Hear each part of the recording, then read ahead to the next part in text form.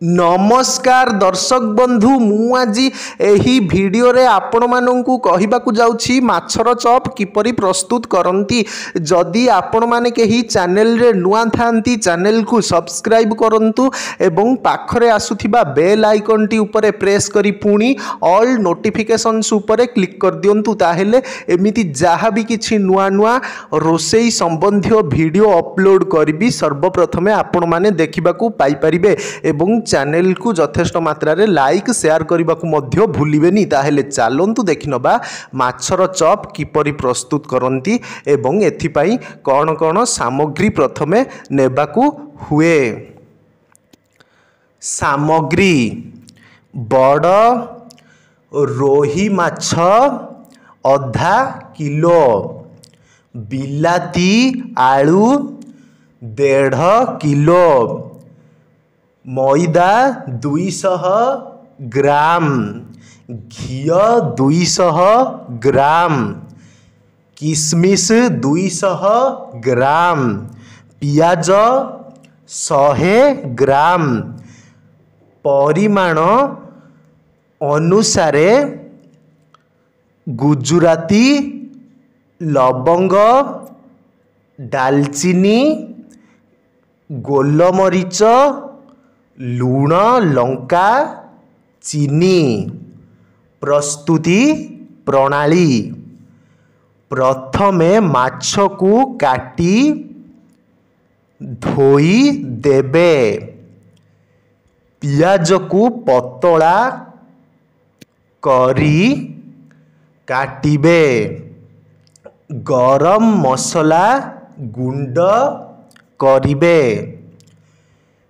किशमिश रु डेम्फ काढ़ी नेई धोई बाटी देबे, बिलाती आलू को सिझाई चोपा छड़ाई रखिबे, बेसी सिझाइबे नाही। तापरे आलू को भल भाबरे चकटिब, ताहा सहित परिमाण अनुसारे मसला, लूण, घी ओ चीनी सामान्य देबे, पियाज को भाजी लाल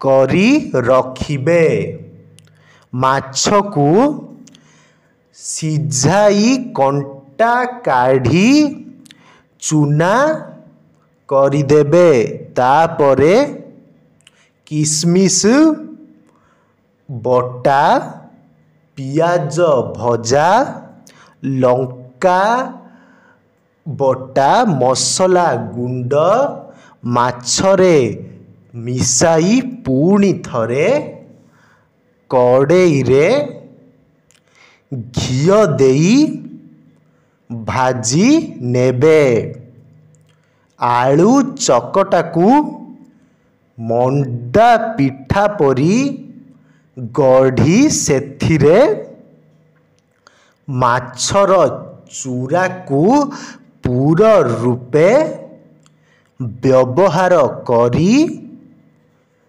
मुदी देबे, मंडा परी गोल नकरी चेपटा करिबे। एथर कड़ेई को चुली रे बसाई घी गरम करी गढ़ा होइथिबा चॉप गुड़िक मैदा को पानी रे गोली तहिरे बुड़ाई नेई लाल करी भाजिबे, तापरे खाइबे।